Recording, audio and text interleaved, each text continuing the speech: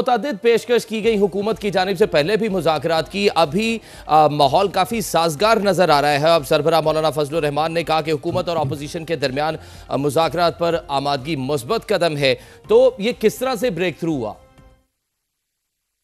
بسم اللہ الرحمن الرحیم، بہت شکریہ فائق۔ انفیکٹ دیکھیں، ماضی میں اس سے پہلے وزیر اعظم شہباز شریف نے، ہم تو پولیٹیکل پارٹی ہیں اور ہم بلیو رکھتے ہیں، یہ ہمارے پکا یقین ہے کہ سیاسی جماعتوں میں، سیاسی قوتوں میں، سیاسی قیادت میں آپس میں رابطے بھی ہونے چاہیے، قومی مسائل پر بات چیت بھی ہونی چاہیے۔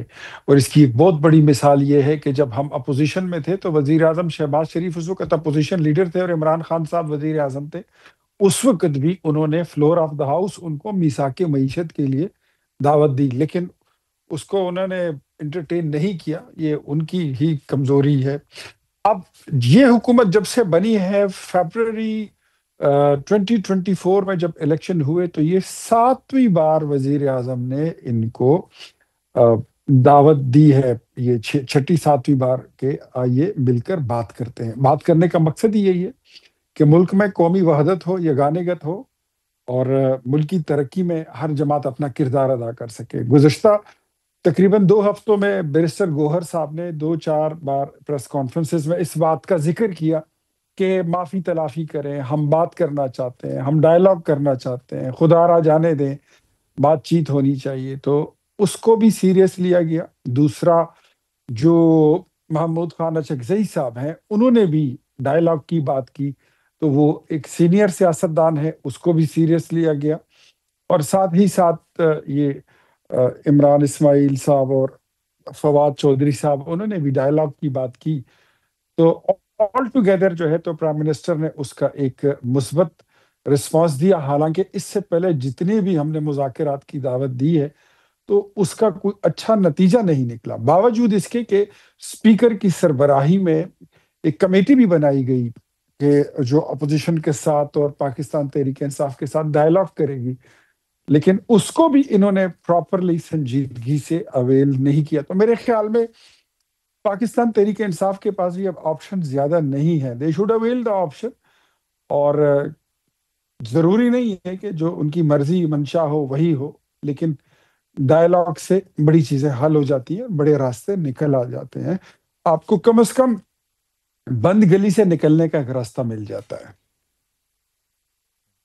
لیکن سر، جس طرح سے وزیر اطلاعات عطا تارڑ نے بھی کہا کہ جو بیرون ملک بیٹھے جو کی بورڈ واریئرز ہیں وہ بہت غلط زبان استعمال کر رہے ہیں، اور اگر مذاکرات کی میز پر آنا ہے تو یہ نہیں ہو سکتا کہ ایک طرف آپ حکومت اور اس طرح کے بیانات دیں اور دوسری جانب جو ہے وہ آپ مذاکرات کی بات کریں، تو اس طرح کے واریئرز سے کیسے نمٹا جائے گا؟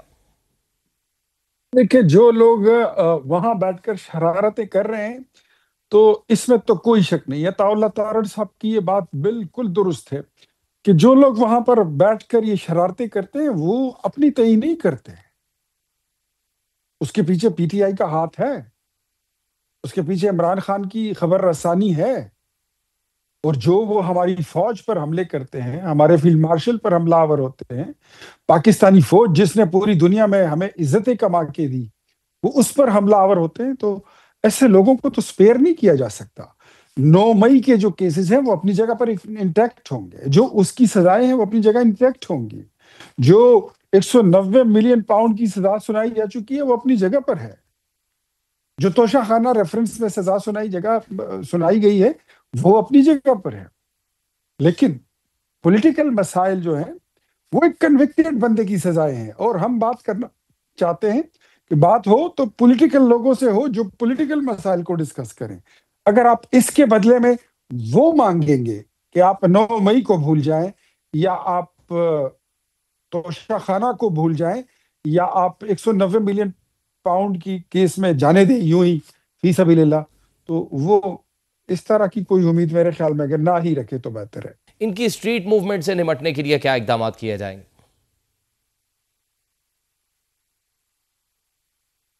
دیکھیں، اسٹریٹ موومنٹ جو ہے نا، اگر اسٹریٹ موومنٹ آپ نے کوئی جلسہ کرنا ہے کریں، آپ نے کوئی جلوس کرنا ہے کریں، آپ نے ریلی نکالنی ہے ضرور کیجئے۔ اس سے پہلے ہم آپ سے ضمانت لیں گے کہ آپ نے کوئی توڑ پھوڑ بھی نہیں کرنی، آپ نے جلاؤ گھیراؤ بھی نہیں کرنا، اور آپ نے کوئی قتل مقاتلہ بھی نہیں کرنا۔ 26 نومبر 2024 کو جس طرح اسلام آباد آتے ہی آپ نے رینجرز پر گاڑیاں چڑھا دی تھی اور اس میں 6-7 جوان شہید ہو گئے تھے. اس طرح کی کوئی حرکت اب قابل قبول نہیں ہوگی، اس کو ٹالریٹ نہیں کیا جا سکتا. بیکاز اس وقت آپ یاد رکھیں کہ پاکستان ایک سافٹ اسٹیٹ تھا. اب پاکستان سافٹ اسٹیٹ نہیں ہے، اب یہ ایک ہارڈ اسٹیٹ بن چکا ہے. اور ہارڈ اسٹیٹ میں اس طرح کی حرکتوں کی گنجائش نہیں ہوتی کہ آپ اسلام آباد آئیں، ڈی چوک میں بیٹھیں اور وہاں پر قبریں کھود کر بیٹھ جائیں اور کفن بھی پہن لیں، اور آپ گاڑیاں چڑھاتے رہیں، اور آپ خط لے کے IMF کو، اور آپ شرارتیں کریں، سازشیں کریں، اور آپ پاکستان کی اکانومی کی دیوالیہ ہونے کی بات کریں. اب یہ اب گنجائش نہیں ہے. الحمدللہ اب یہ وہ نرم سٹیٹ نہیں ہے، اب یہ سخت سٹیٹ بن چکا ہے. اور سختی ہمیشہ اپنے لوگوں کے لیے نہیں ہوتی، لیکن جب اپنے ہی لوگ اس ملک کو نقصان پہنچائیں گے، اپنے ہی چراغ اپنے گھر کو آگ لگائیں گے، تو پھر ریاست جو ہے وہ اگر ماں ہے تو وہ باپ بھی ہے. تو سر، یہ جو اپوزیشن اتحاد نے حکومت سے مذاکرات کے لیے کمیٹی بنائی ہے، سامنے محمود خان اچکزئی اور ہمارا راجہ ناصر عباس کا نام بھی سامنے آ رہا، آپ کو لگتا ہے کہ کمیٹی بنانے سے یہ جو مذاکرات ہیں اس میں کوئی مثبت پیش رفت سامنے آ سکتی ہے؟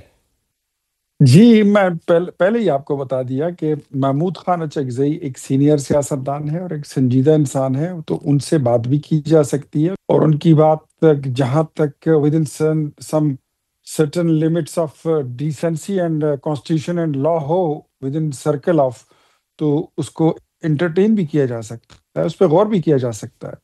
تو میرے خیال میں ڈائلاگ جو ہے یہ کوئی بری بات نہیں ہے، لیکن ایسی چیزیں جو میں نے آپ کو اس سے پہلے بتائی اس پہ کوئی کمپرومائز نہیں ہوگا. وہ چیزیں اپنی جگہ ہوں گی، آپ نئی باتوں پر آ سکتے ہیں. 26ویں آئینی ترمیم میں آپ ساتھ بیٹھے تھے، آئین پھر اب پاس ہو گئی، تو پھر آپ کہتے ہیں کہ ہمیں تو اس پہ اعتراض ہے.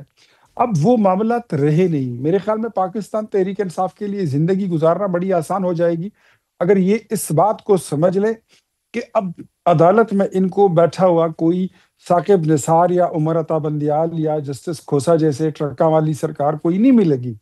اب ان کو یہ مان لینا چاہیے کہ اب کوئی جنرل فیض حمیز یا کوئی قمر جاوید باجوہ نہیں بیٹھا ہوا جو آپ کو فیسیلیٹیٹ کرے.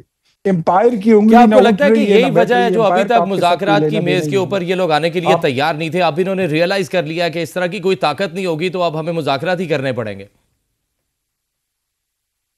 میرے خیال میں یہ آپشنز ختم ہو گئے ان کے پاس، اب کوئی زیادہ آپشن بچے بھی نہیں ہے. they have left with no option but to sit So you with think the that they have government realized and کہ اب کوئی اس طرح کی طاقت political نہیں ہوگی؟ تو parties. اس سارے اسنا کے اندر اختیار ولی صاحب آپ سے جاننا چاہوں گا کہ جمعیت علماء اسلام کے سربراہ مولانا فضل الرحمان نے بھی حکومت اور اپوزیشن کے درمیان مذاکرات پر آمادگی کو مثبت قدم قرار دیا، تو اب ڈیفرنٹ فیکٹرز انوالو ہو رہے ہیں اس کے اندر. جی، مولانا فضل الرحمان صاحب کا اس ڈائلاگ کے پروسیس پہ اس کا خیر مقدم کرنا ہی خوش آئند ہے.